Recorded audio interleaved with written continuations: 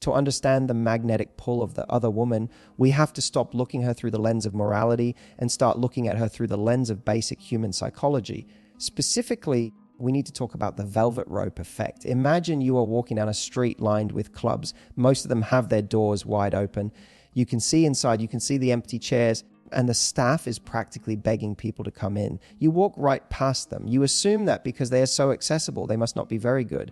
But then you see a place with a heavy velvet rope across the door. There is a bouncer. The windows are tinted. You can't see what is happening inside, but you know that not everyone is allowed in. Suddenly, you want to go there. This is the psychological baseline of the other woman.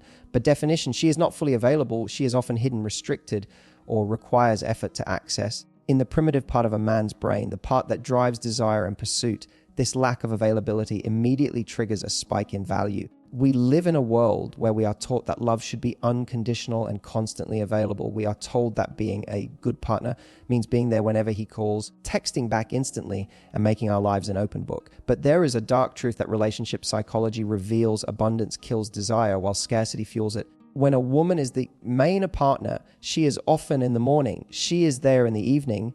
She is a constant, reliable presence. While this builds comfort and safety, which are beautiful things, it often kills the thrill of the chase. The brain stops releasing dopamine for things it already owns. The other woman, however, represents a stolen moment because he cannot see her whenever he wants, and because their time is often dictated by secrecy or logistics, she becomes a scarce resource. Every time he does get to see her, his brain rewards him with a massive hit of dopamine, not necessarily because she is better, smarter, or prettier than his partner, but simply because she was harder to get to in that moment. This is the trap of the good woman. You give him everything, your time, your energy, your total presence, and you wonder why he seems bored. Meanwhile, the woman who is only available for 2 hours on a Tuesday night has him obsessively checking his phone. It feels unfair, it feels cruel, but the human brain often confuses with passion. The uncertainty of when he will see her again keeps her at the forefront of his mind.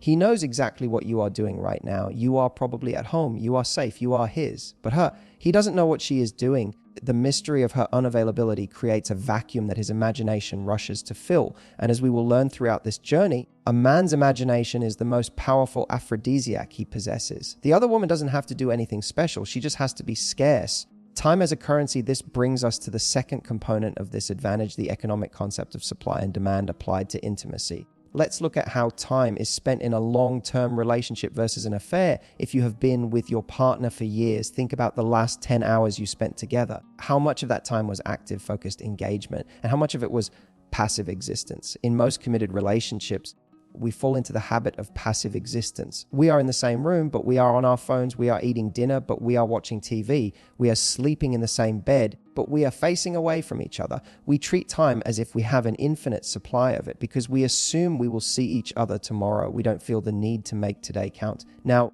consider the dynamic of the other woman.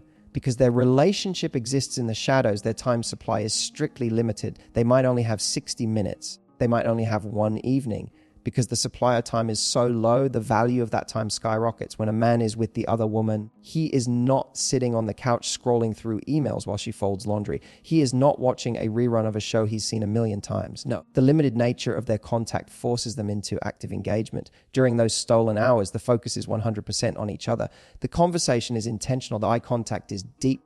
The physical touch is electrified. He isn't distracted by the mundane responsibilities of life because in that bubble of time, those responsibilities don't exist. He is getting the highlight reel of a relationship without the commercial breaks. This creates a distorted reality for the man. He begins to associate his wife with boredom or chores and distracted scrolling, while he associates the other woman with intensity, focus, and connection. He thinks this is because the other woman is more interesting. But that is the illusion. She isn't necessarily more interesting. She is just operating in a time-constrained environment that forces intensity. For the woman at home, this is a painful realization. You might feel that you are giving him the gift of your life, your shared home, your shared history, the hours of labor you put into the family.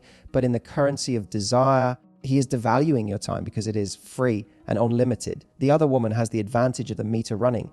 You know the feeling when you are in a taxi and you see the meter ticking up. You are hyper aware of the journey. You are paying attention to the road. You want to get there efficiently.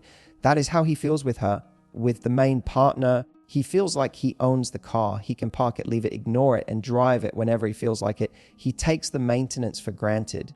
Understanding this doesn't mean you need to start playing games or pretending to be busy when you aren't. But it does mean we need to look at how accessible we are. Are we training our partners to believe our time is low value because we give it away so freely? The other woman's secret advantage isn't that she is better at conversation. It is that her presence is an event, not a default setting.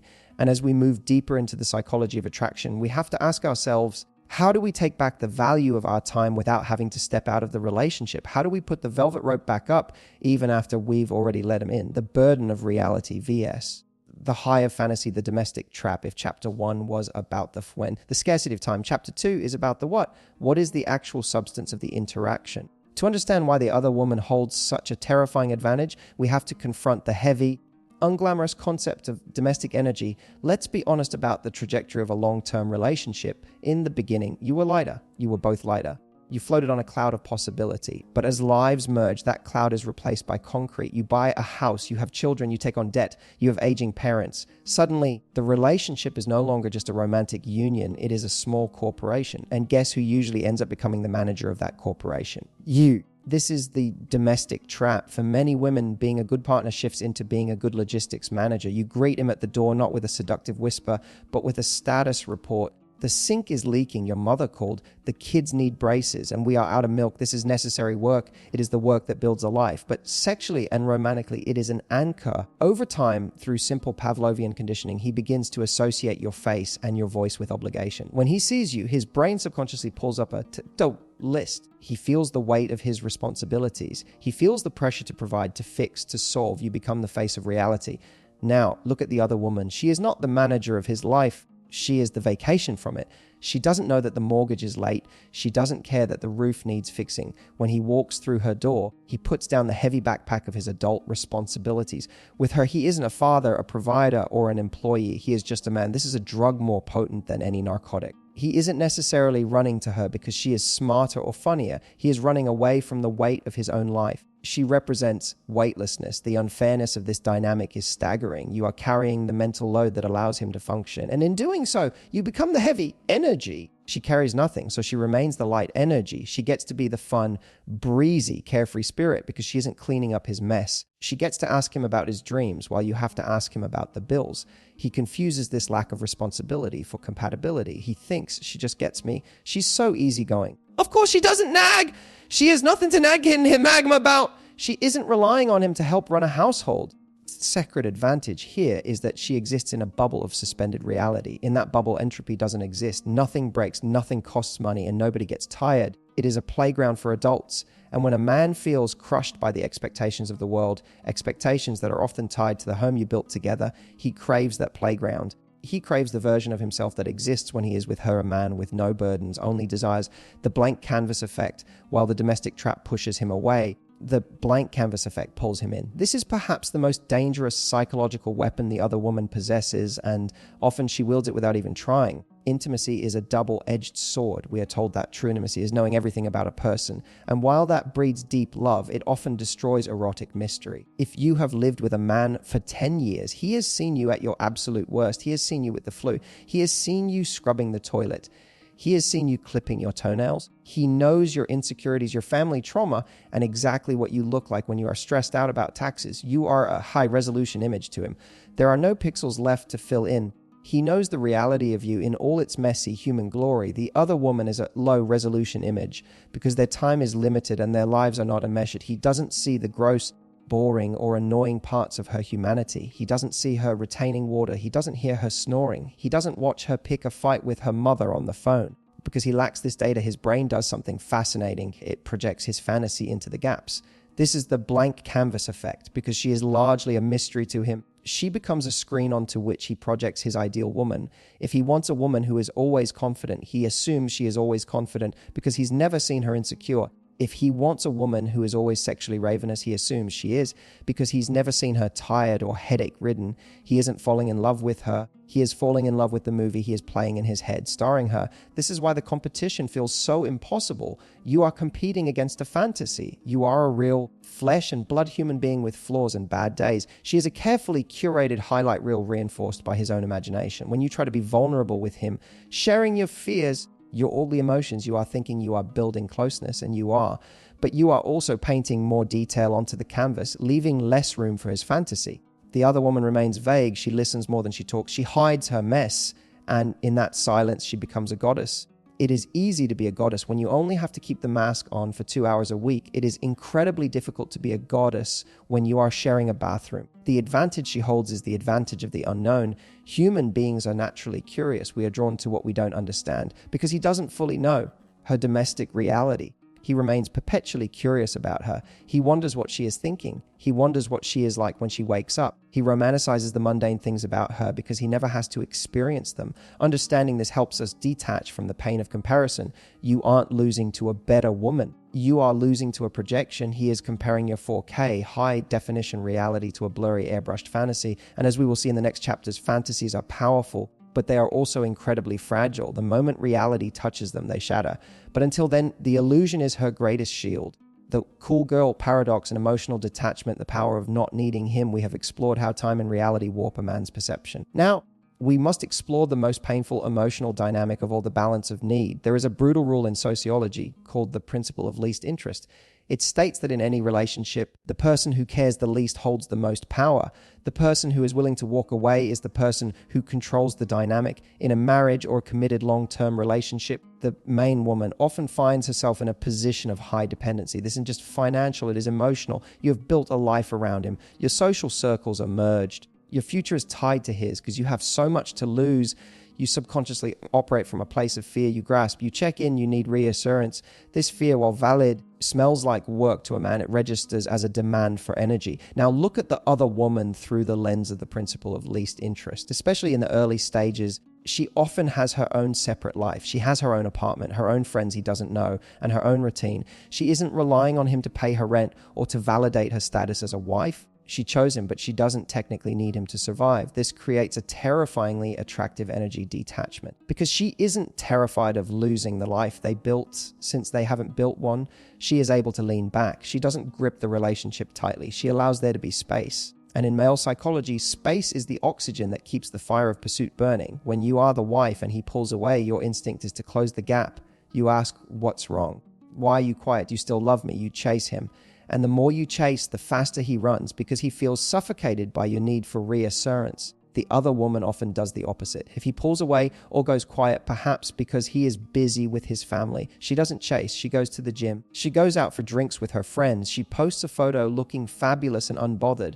She mirrors his distance with her own independence, signals to his primal brain that she is a high value prize that he hasn't fully conquered yet. He thinks, why isn't she obsessing over me? Does she have someone else? I need to secure her. This is the cool girl paradox. The other woman appears cool and low maintenance, not because she doesn't have emotions, but because the structure of the affair forces her to be independent. She has to have a life outside of him, or she would go insane waiting. But to him, this forced independence looks like supreme confidence. He compares this to his wife, who might be waiting by the door, texting him 3 times in a row. He interprets the wife's love as clinginess and the mistress's distance as allure. He fails to see that he created the clinginess in his wife by neglecting her, and he created the allure in the mistress by neglecting her too. But regardless of the cause, the effect is real. The woman who needs him less becomes the woman he wants more. Weaponized indifference, if not needing him, is the shield. Then weaponized indifference is the sword. In long-term relationships, when our needs aren't met, we protest, we fight, we cry, we yell. We write long text messages explaining exactly how he hurt our feelings. We do this because we care. We are trying to bridge the gap. We are trying to be heard. But to a man who is already checked out or compartmentalizing, your anger doesn't look like love. It looks like chaos. It looks like a problem he wants to avoid. Every time you scream or cry, you are confirming his narrative that marriage is stressful and difficult. The other woman rarely uses the weapon of anger. She uses the weapon of indifference. Let's say he cancels a date with her last minute because he has to do something with his family. The wife in that situation would likely explode. You never make time for me. You always prioritize work. The savvy other woman, however, plays a different card. She simply says, okay, let me know when you're free. And then she goes silent. She doesn't punish him with words. She punishes him with the absence of her energy. This is psychological warfare. Indifference is the opposite of love. Hate is not the opposite of love. Hate is still intense passion. Hate implies he still matters enough to upset you. Indifference implies he has lost his grip on you. When a woman is angry, a man knows he still has her. He knows she is invested. But when a woman is indifferent, when she doesn't fight, when she shrugs and goes about her day, that strikes terror into the heart of a man. It signals that she is slipping away. The other woman uses this masterfully. Because she is often in a precarious position, she knows that nagging him will end the affair. So she bites her tongue. She suppresses the urge to fight. She acts unbothered even when she is hurt. To him, this feels like an oasis of peace. He thinks she's so chill. He contrasts this peace with the war at home.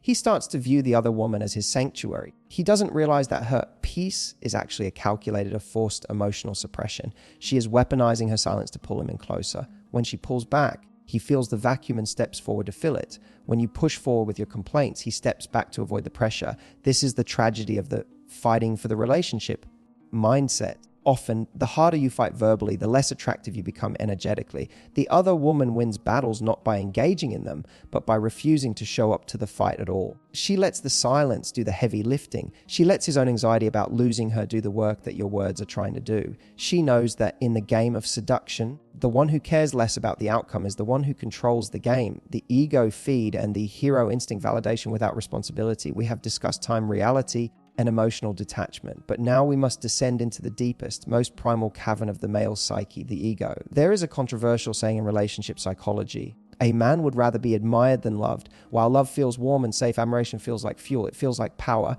And for a man, especially one who feels beaten down by the responsibilities of the world, that feeling of power is the most addictive substance on earth.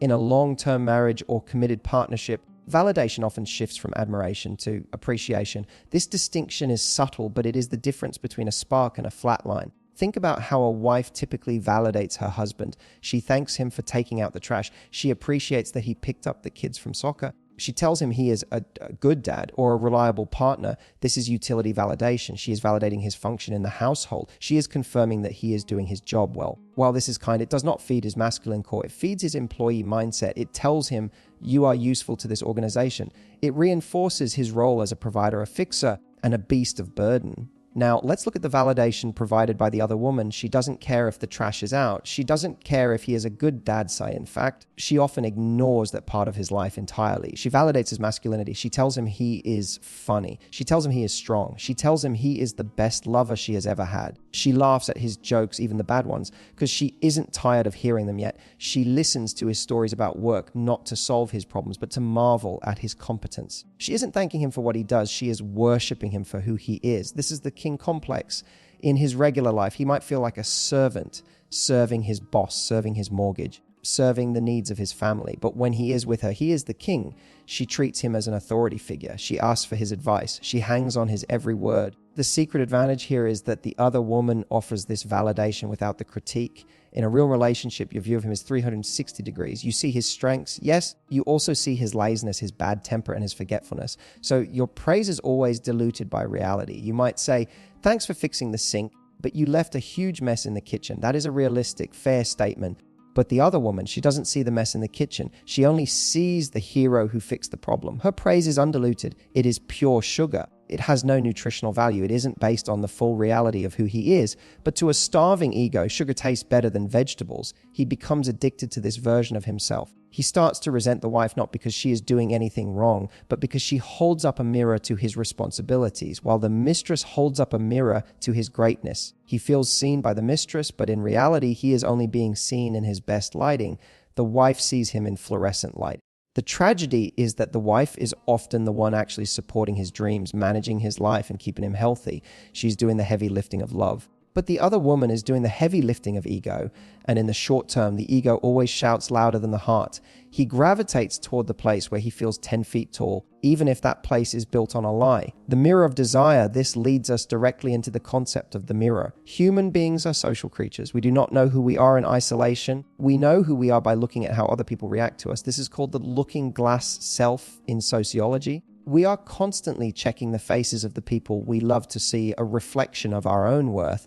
When a man looks into his wife's eyes after 10 or 20 years, what does he see reflected back? Often he sees history. He sees the memory of the fight they had last week. He sees the stress of the impending tax bill. He sees disappointment. He sees a woman who knows he isn't perfect. Even if you love him deeply, your eyes hold the truth. If he has failed you, he sees that failure in your gaze. If he has gained weight or lost his hair, or stalled in his career. He feels that you know this reality. Your eyes are a mirror of his limitations. Now, consider the mirror of the other woman. When he looks into her eyes, he sees fantasy. He sees a man who is desirable, dangerous, and successful. Because she doesn't know about his failures or chooses to ignore them, her eyes reflect a version of him that is unblemished. She looks at him with hunter eyes. She looks at him like he is the only man in the world. This is the hero instinct activated in its rawest form. A man has a biological drive to be a provider and a protector, a hero. But in a modern marriage, where the woman is often independent, capable, and perhaps even earning more money than him, he doesn't feel like a hero, he feels like a partner, and sometimes he feels like a dependent. The other woman often positions herself, consciously or subconsciously, as the damsel. She needs him. She might need his emotional support, his advice, or simply his physical presence to feel safe. She makes him feel necessary. This creates a powerful narcissistic supply. He isn't necessarily addicted to her. He is addicted to himself when he is with her. He is addicted to the man he sees in her reflection. It is much easier to be around someone who thinks you are a god than someone who knows you are just a man. This is why saving the marriage by explaining logic often fails. You can list all the reasons why you are the better partner. You share assets, you have children, you have history, but you are appealing to his logic. The other woman has hijacked his identity. She has convinced him that he is younger, sexier, and more powerful than he actually is. To compete with this, the main woman often tries to do more. She cooks better meals, she dresses up, she tries to be more helpful. But this often backfires because it feeds the utility dynamic we discussed in the previous section. Only way to shatter the other woman's mirror is not to serve him more, but to shift how you look at him. And this is incredibly difficult to do when you are hurt. The secret advantage of the other woman is that she has no data to contradict her admiration. She doesn't know he leaves his wet towel on the bed. She doesn't know he gets grumpy when he is hungry. Her mirror is clear because it is shallow. Your mirror is clouded because it is deep. But here is the catch. A mirror that only shows the good stuff eventually gets boring. Deep down, a man knows it is fake. He knows he isn't a god. He knows he is flawed. And somewhere in his psyche, he creates a split. He enjoys the fake admiration of the mistress, but he relies on the real acceptance of the wife. He wants the fantasy, but he needs the reality. The danger arises when he decides that the fantasy is real, when he starts believing the reflection in the mistress's eyes is the truth and the reflection in the wife's eyes is the lie. That is the moment the affair transforms from a distraction into an exit strategy. He isn't leaving you for her. He is leaving the man he is with you, the flawed human, for the man he is with her, the perfect hero. The biological drive, the Coolidge effect novelty as a drug, we have spent a lot of time analyzing the emotional and psychological layers of this dynamic. But to fully understand why the other woman holds such a staggering advantage, we have to strip away the romance, the ego, and the social constructs. We have to look at the animal. There is a biological phenomenon that every woman needs to understand, not to excuse bad behavior, but to stop internalizing it. It is called the Coolidge effect. The term comes from an old joke involving President Calvin Coolidge, but the science behind it is deadly serious. In biological experiments with rats, a male rat will mate with a female rat until he is exhausted. He will eventually stop, physically unable to perform, no matter how much the female nudges him. He is spent, but if you introduce a new female rat into the cage, immediately his energy returns, he is able to perform again. If you introduce a third female, he revives again. The biological conclusion is harsh but undeniable. The male libido is aggressively wired for novelty. This is the cold hard science that explains the downgrade. So often a wife will look at the other woman and be confused. She will say, I don't get it. She isn't prettier than me. She isn't smarter. She isn't even younger. She is actually a downgrade. And biologically, the wife might be right. But to the primitive male brain, better is not the most important metric. New is the most important metric. The other woman possesses the one thing the wife can never possess again, unfamiliarity. When a man has been with a partner for years, his brain habituates to her. He knows the smell of her skin. He knows the shape of her body. He knows the sound of her pleasure. This familiarity releases oxytocin, the bonding hormone. It feels like safety. It feels like home. But the other woman, she is a foreign country. Her skin smells different. Her voice is different. The way she moves is different. This foreignness triggers a primal arousal mechanism that overrides his fatigue or boredom. This is why the affair often feels so intense to him. He mistakes this biological reboot for soulmate energy. He thinks, I haven't felt this kind of passion in years, so it must mean I love her. He is wrong. He isn't feeling love. He is feeling the Coolidge effect. He's feeling the biological shock of a new stimulus. The tragedy, of course, is that novelty is a decaying asset. The moment he sleeps with the other woman enough times, she ceases to be new and becomes known. She loses her biological advantage. But in the beginning, that advantage is overwhelming. It is not a fair fight because you are fighting against millions of years of evolutionary programming designed to spread DNA to as many different partners as possible. Hijacking the dopamine system, if biology loads the gun, neurochemistry pulls the trigger. The other woman's advantage isn't just that she is new, it is that she is forbidden. We need to talk about dopamine. Most people think dopamine is the pleasure molecule, but that is a misconception. Dopamine is the molecule of craving. It is the molecule of anticipation. It drives us to seek, to hunt, and to pursue. Dopamine does not spike when we get what we want. It spikes when we are uncertain if we will get it. In a stable marriage, uncertainty is low. You know your husband will come home, you know he loves you. This stability produces serotonin and oxytocin, chemicals of contentment and bonding.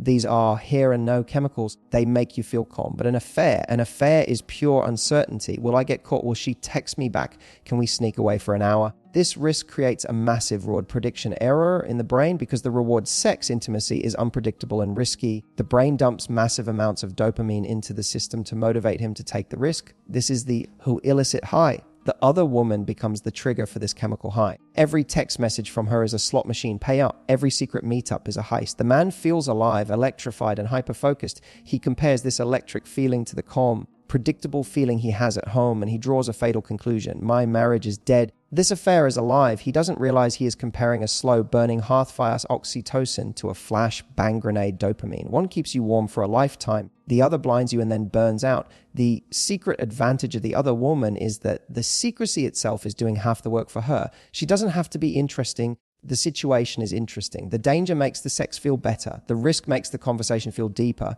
This is why affairs that go legitimate often collapse. Once the man leaves his wife and moves in with the mistress, the secrecy vanishes, the risk vanishes. Illicit high evaporates. Suddenly, he is just sitting on a couch with a woman who is also retaining water and nagging him about the dishes. The dopamine drops and he is left wondering where the magic went. But while the affair is active, that chemical hijack is powerful. It makes him rewrite his history. He starts saying things like, I was never truly happy with my wife, because his brain is trying to justify the chemical addiction he is feeling. Understanding this is crucial for your sanity. You aren't fighting a lack of love, you are fighting a chemical dependency on risk. The other woman is simply the drug dealer. And as we will discuss later, there are ways to reintroduce dopamine into a long-term relationship, but it requires us to stop being so safe and start being a little more dangerous. The dark side of the advantage. When the fantasy crumbles, we have spent the last 5 chapters analyzing why the other woman holds all the cards. We have talked about scarcity, mystery, ego validation, and dopamine. It would be easy at this point to conclude that being the other woman is simply a better deal. She gets the best of him while the wife gets the rest of him. But now we must turn the lights on. We must look at what happens when the sacred advantage is exposed to the oxygen of real life. Because here is the brutal truth: the advantage only exists in the dark. The moment the affair stops being an affair and starts being a legitimate relationship, the sacred advantage evaporates instantly. Let's play out the scenario that many other women dream of. He leaves his bags. He moves in with the mistress. She has won. She is no longer the secret. She is the main character. But in winning the man, she inherits the tragedy. The moment he moves in, the velvet rope comes down. She is no longer a scarce resource. She is there every morning. She is no longer of low resolution fantasy. He sees her without makeup. He sees her stressed. He sees her human flaws. The blank canvas is covered in paint. Suddenly, she is no longer the escape from his life. She is his life. And remember, his life comes with baggage. If he left a family, he comes with alimony payments, child support stress, guilty phone calls from his kids, and the judgment of his friends. Who does he complain to about all this stress? He used to complain to the mistress about his wife, but now he complains to the mistress about his life. She becomes the new receptacle for his negative energy. She becomes the domestic manager we talked about in chapter 2. The irony is, to keep him, she had to be the cool girl. Breezy, undemanding light, but to build a real life with him, she has to become serious, demanding, and structural. The very qualities that made her attractive as a mistress are the qualities that make her annoying as a partner. Furthermore, the relationship is built on a foundation of betrayal. This is the poison root. If how you got him is how you lose him, then the new relationship is plagued by paranoia from day one. When he is late coming home to her, she doesn't think, he's stuck in traffic. She thinks, is he doing to me what we did to her? The dopamine crash is catastrophic. The illicit high is gone because there is no more risk. They are just two people eating takeout on a Tuesday, and because their connection was forged in high-intensity spikes of adrenaline, the normalcy of regular life feels like boredom. he starts to look at her and wonder why the magic died. He doesn't realize the magic wasn't her. The magic was the situation. The other woman advantage is a fragile ecosystem. It requires distance to survive. The moment you close the distance, you kill the advantage. She wins the battle for his attention, but she often loses the war for his happiness because she cannot replicate the fantasy once she becomes the reality. The psychological toll, if the first downside is what happens when she wins, the second downside is the reality of her life while she is playing the game. We must humanize the position of the other woman, not to glorify her, but to understand the profound loneliness that often defines her existence. From the outside, she looks powerful, she has his desire, she has his passion, but she rarely has his priority. Being the other woman is a life of waiting. She waits for the text, she waits for the stolen hour, she waits for him to get away. Her schedule is entirely reactive to his, while the wife is the default companion, the one who is publicly acknowledged, the one who is brought to weddings, the one who is in the family Christmas photo. The other woman is a ghost. This creates a deep psychological wound known as secondary status. No matter how much he tells her, you are the one I truly love, his actions tell a different story. His actions say, you are a secret. You are something to be hidden. Think about the holidays, Christmas morning, New Year's Eve, Thanksgiving. Whereas he is with his wife, he is with his family. The other woman is alone, staring at her phone, waiting for that secret Merry Christmas text sent from a bathroom while he hides from his real life. This silence eats away at self-worth. It reinforces the belief that she is good enough to sleep with, but not good enough to be seen with. She is an accessory to his life, not a foundational pillar of it. And she cannot voice this pain. Remember the cool girl paradox. If she complains, she breaks the fantasy. She isn't allowed to have needs. She isn't allowed to call him when she has a bad day. That because he might be at dinner with his wife, she has to swallow her anxiety. She has to suppress her emotional needs to maintain her sexual position. This is a form of emotional self-mutilation. She is effectively agreeing to a relationship where her emotional safety is irrelevant. There is also the future faking. Most men in affairs do not leave their wives. Statistics are heavily against it. But to keep the mistress on the hook, feed her a diet of soon. I'll leave when the kids graduate. I'll leave after the holidays. I'll leave when work calms down. She invests years of her life, her prime years, into a potential future that never arrives. She is gambling her youth on a man who has already proven he is a liar. So while the wife feels the pain of betrayal, the other woman feels the pain of invisibility. She is a bookmark in a book he never finishes reading. She provides the thrill, the ego boost, and the escape, but she receives none of the security, the history, or the public honor. The sacred advantage is solitary confinement. She holds the power of his lust, yes, but she pays for it with her dignity. She is the queen of the shadows, but she is forbidden from stepping into the light. And for most women, that darkness eventually becomes suffocating. She realizes she has conquered a man who can only offer her scraps of his time, and she has starved herself to endure it. How to be the other woman to your own husband, reintroducing the shadow. We have arrived at the turning point. We have analyzed the dark psychology, the biological traps, and the unfair advantages. Now, we must ask the most important question of all: how do we steal her power? If the other woman advantage is built on specific psychological triggers, scarcity, fantasy, and the absence of domestic responsibility, then logically, you can replicate those triggers within your marriage. You do not need to lose your husband to regain his desire. You simply need to reintroduce the shadow. In psychology, shadow isn't evil. It is simply the part of us that is hidden. As a wife or long-term partner, you have likely become 100% light. You are visible, transparent, and reliable. To become magnetic again, you must reclaim the parts of yourself that are hidden. The first step is compartmentalization, or what I call the affair pocket. The mistake most couples make is that they let their domestic reality bleed into everything. You go out for a date night, but you spend the first 20 minutes talking about the kids' grades, the leaking roof, or your mother-in-law. Even though you are physically at a restaurant, emotionally you are still in the kitchen. You are still the manager. The other woman doesn't do this because she doesn't have a kitchen with him. You must create artificial boundaries, affair pockets, where domestic reality is strictly forbidden. This requires a conscious agreement. You need to say to yourself, for the next 3 hours, I am not a mother. I am not a wife. I'm a woman on a date. This is an internal identity shift. When you are in this pocket, you do not discuss problems. You do not discuss the past. You do not discuss the future. You exist only in the present. You talk about ideas, art, sex, dreams, or scandal, anything that isn't logistical. This might feel fake at first. You might feel like you are acting. But remember, the other woman is acting too. She is presenting a curated version of herself. You are simply curating your best self for the man you love. This also requires a visual shift. This isn't just about wearing a nice dress. It's about signaling a change in state. If he sees you in sweatpants for 90% of the week, That is your uniform of safety. When you enter the affair pocket, you must change the uniform. This serves a dual purpose. Yes, it looks good for him, but more importantly, signals to your brain that you are stepping out of the mom manager role and into the lover role. Think of it as stepping into an alter ego. Who were you before you married him? Who were you before the mortgage? That woman still exists. She is just buried under the laundry. The other woman's strategy is simply giving that woman permission to come out and play for a few hours a week. When you compartmentalize like this, you allow him to see you in a new context. Men are context-dependent creatures. If he always sees you in the context of the house, he treats you like the house, something to be maintained. If he sees you in the context of the date, where the rules of the house don't apply, he begins to look at you with fresh eyes. You are effectively cheating on your domestic self with your erotic self because you are doing it with him. He gets the thrill of the affair without the destruction of the betrayal. You become a sanctuary. You become the escape.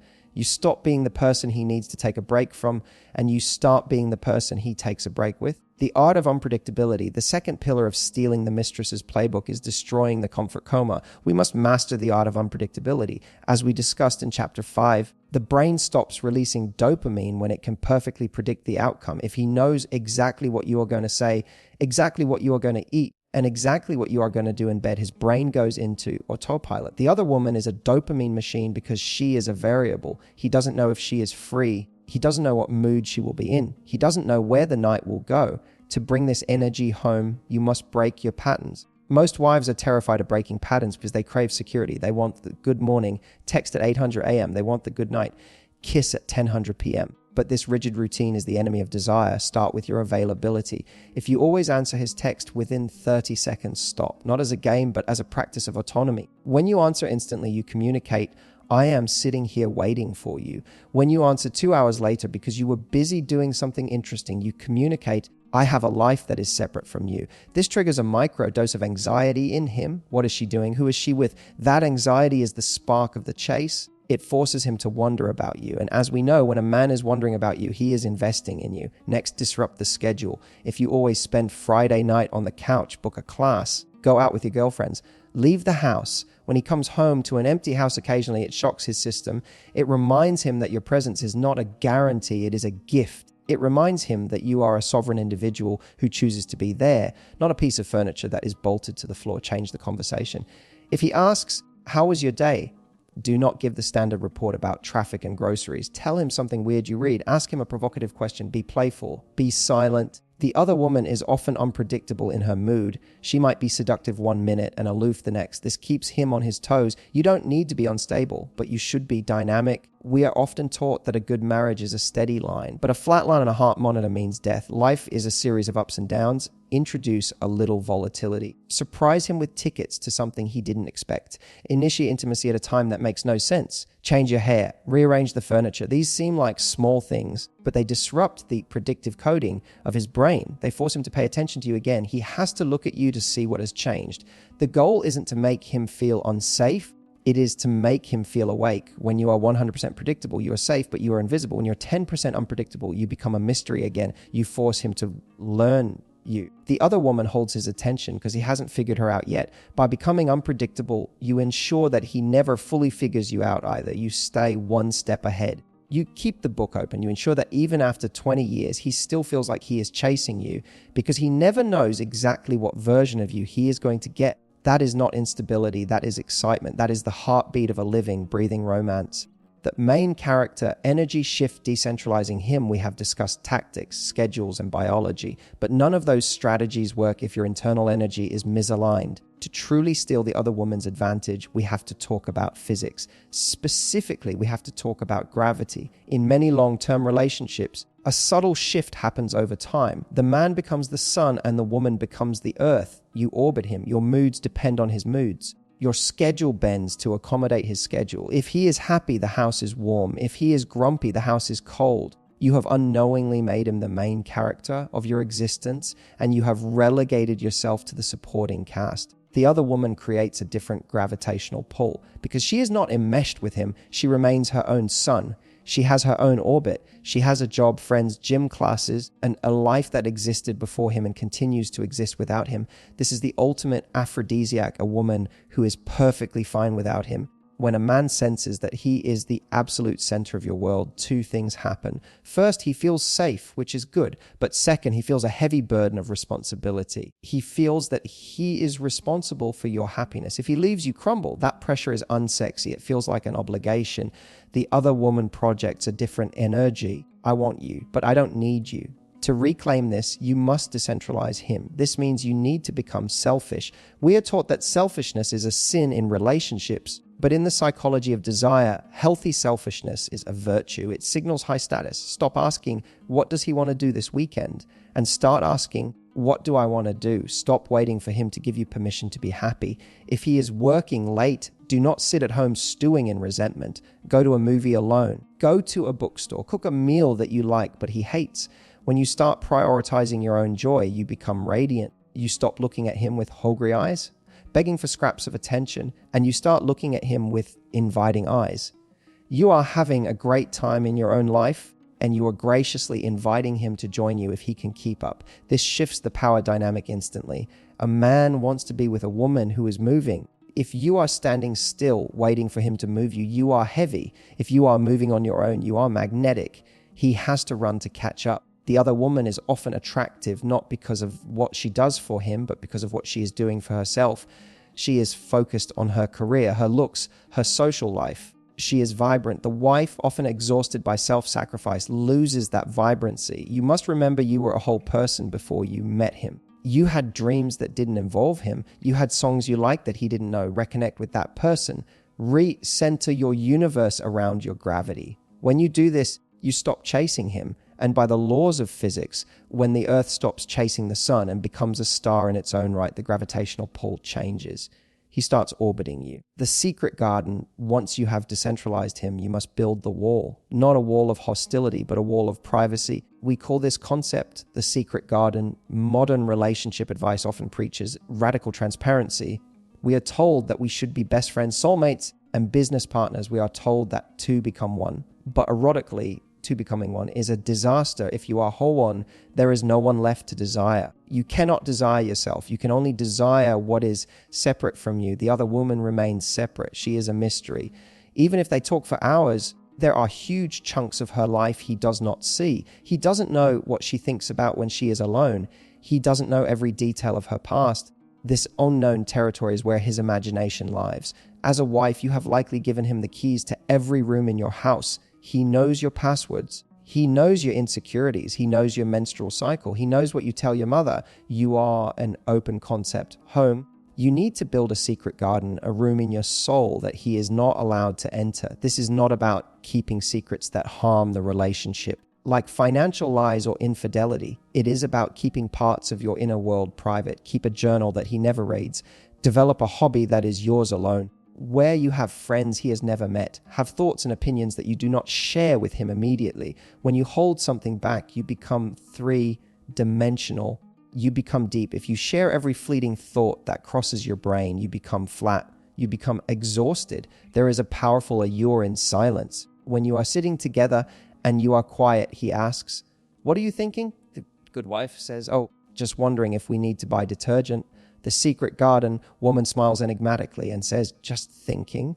That answer drives a man crazy in the best way. It reminds him that he does not own your mind. It reminds him that there is a landscape inside you that he has not conquered. The other woman is rarely an open book. She shares her body, but she often guards her heart or her mind because she has to.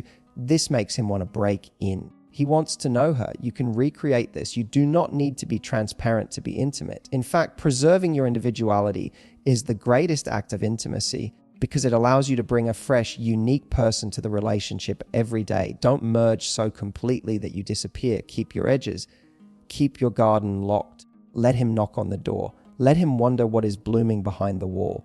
Let him realize that no matter how long he has been with you, there are still parts of you that are wild, unmapped, and yours alone. That mystery is the oxygen that keeps desire alive. The final verdict, who actually wins. The trap of comparison, we are nearing the end of our journey, and we must confront the ghost that haunts every woman who has ever felt replaced, ignored, or threatened. That ghost is comparison.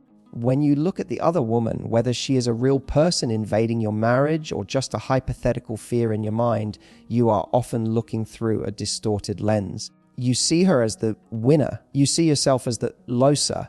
You think she has his passion. She has his excitement. I just have his laundry. But this isn't an optical illusion caused by distance. You are comparing your behind the scenes footage with her highlight reel. We have established that the other woman's advantage relies almost entirely on what is hidden. She is attractive because she's a partial image. She is a silhouette, and silhouettes are always more intriguing than fully lit portraits because the brain fills in the darkness with perfection. But perfection is not real. It is a hallucination. If you are feeling inferior, I want you to realize something profound. The other woman is not winning because she is superior to you. She is winning momentarily because she is easier than you. Real intimacy is hard. Real love is messy. It involves navigating trauma, finances, aging, and grief. You are doing the heavy lifting of a real human connection. She is lifting a cardboard weight. It looks heavy to the audience, but it is hollow. He runs to her not because she is a high-value woman in the deep sense, but often because she requires low effort. She is the path of least resistance. She asks for nothing, so he feels successful easily. You ask for growth, for partnership, for accountability. These are high-effort demands. Do not mistake his laziness for her superiority. Furthermore, you hold a card she can never play. History, novelty, the newness we discussed is a powerful drug, yes, but it is a cheap drug. It burns out fast. History is a rare commodity. You know the map of his soul. You know how he takes his coffee, yes, but you also know who he was before he became who he is.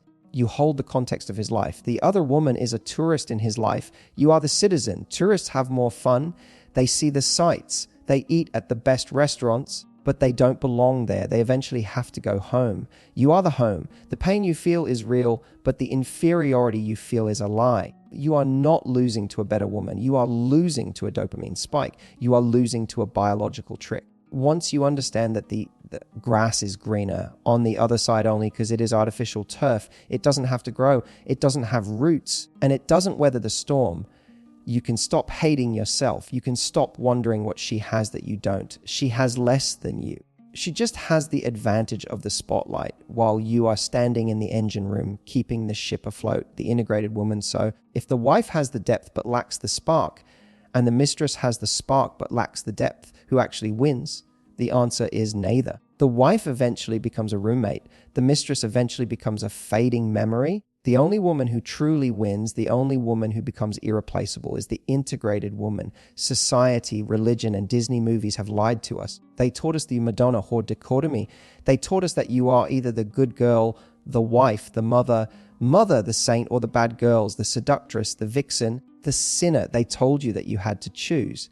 If you are a mother, you must be modest and selfless.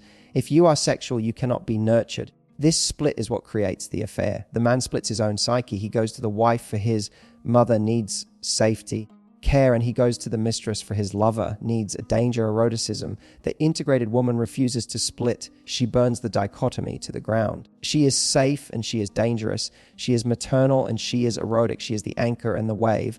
This is the ultimate evolution of female power. It is the realization that you do not have to suppress your dark side to be a good wife. In fact, suppressing your dark side is what makes you a boring wife. You can be the woman who makes him soup when he is sick and the woman who brings him to his knees when he is well. You can be the woman who organizes the family calendar and the woman who whispers something shocking in his ear at a dinner party.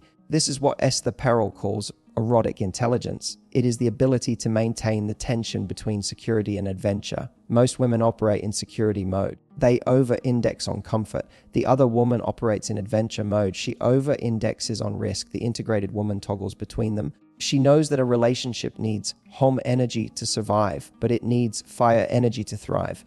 So she brings the fire into the home. When you become the integrated woman, you render the other woman obsolete. Why would he go outside for a fix of novelty when he gets it at home? Why would he crave the validation of a stranger when he gets deep ego-feeding admiration from the woman who also knows his darkest secrets? You become a full stack partner. He cannot compartmentalize you because you occupy every room in his mind. You are the nurturer and the seductress.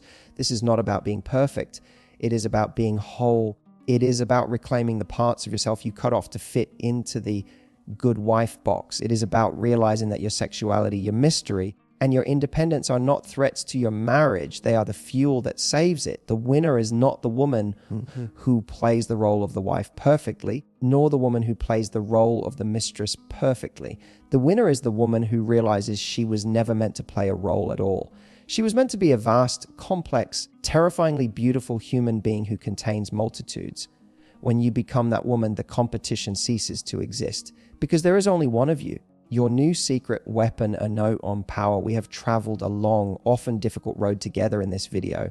We have looked into the shadows of relationships. We have dissected the painful reality of betrayal, the cold logic of biology, and the unfair advantages of the other woman. It is natural at this stage to feel a mix of emotions. You might feel angry that men are wired this way. You might feel sad that being a good wife isn't enough on its own. You might feel exhausted by the idea that you have to strategize just to keep love alive, but I want to offer you a different perspective. I want to offer you a shift in power. For years, the other woman has terrified wives and partners because she represented the unknown. We fear what we do not understand. She was the boogeyman in the closet, the invisible force that could steal your happiness in the night. But today we turned the lights on. We took the boogeyman apart piece by piece. We saw that her magic isn't magic at all. It is just scarcity. We saw that her perfection isn't real. It is just distance. We saw that her power is fragile. It breaks the moment it touches reality. By understanding the mechanics of the sacred advantage, you have stripped it of its power over you. You are no longer fighting a ghost. You are looking at a blueprint. And because you have the blueprint, you can build the structure yourself. But better, you now possess the secret weapon. You know that by creating pockets of mystery, you can reignite his dopamine. You know that by validating his hero instinct, you can feed his ego. You know that by prioritizing your own joy and decentralizing him, you can trigger his chase instinct. You do not need to be the other woman to get the best of him. You just need to stop being the mother to him. This is not about manipulation. It is about sovereignty. When you reclaim your mystery, you aren't doing it just to trick him into liking you. You are doing it because you deserve to be a mysterious, multifaceted woman. You deserve to have a sacred garden. You deserve to be seen as a lover, not just a manager. The strategies we discussed, breaking the routine, stepping into an alter ego, weaponizing silence, these are acts of self-love. They are reminders that you are not just a function of your relationship. You are a star in your own right. So do not look at the other woman with envy. Look at her with pity. She has to hide in the shadows to feel special. You have the tools to be special in the broad daylight. You have the tools to integrate the shadow and the light, creating a love that is not only exciting, but enduring. You have the advantage now. Call to action and final thought as we close this chapter. I want to ask you a question. I want you to be honest with yourself, and if you are brave enough, I want you to share it in the comments below. Which energy is harder for you to access? Is it the wife energy, the safety, the vulnerability, and the nurturing? Or is it the mistress energy, the mystery, the selfishness, and the playfulness? Most of us lean heavily into one and starve the other. Let me know in the comments, I need more mistress energy, or I need more wife energy. Reading your stories helps other women realize they are not alone in this balancing act. We are all learning how to be whole. If this video opened your eyes, if it validated your pain, or if it gave you a spark of hope that you can turn your relationship around, please like this video. It helps this message reach other women who are currently sitting in the dark, feeling not good enough. And if you want to master the psychology of men, desire, and female power, make sure you subscribe to the channel and hit the notification bell. We dive deep here. We don't do surface level advice. We go into the psychology that others are afraid to talk about. There is so much more I want to teach you about the dark feminine, about attachment styles, and about how to become the most magnetic version of yourself. You won't want to miss what is coming next. Final thought, you are not replaceable. A dopamine spike is replaceable. A secret text message is replaceable. A fantasy is replaceable. But a woman who knows herself, who honors her history, and who dares to be both safe and dangerous, she is a unicorn. Go out there and build your secret garden. Put the velvet rope back up. Remind him, and more importantly, remind yourself that access to you is a privilege, not a right. You are the prize. You always were. You just forgot to act like it. I'm rooting for you. I'll see you in the next video.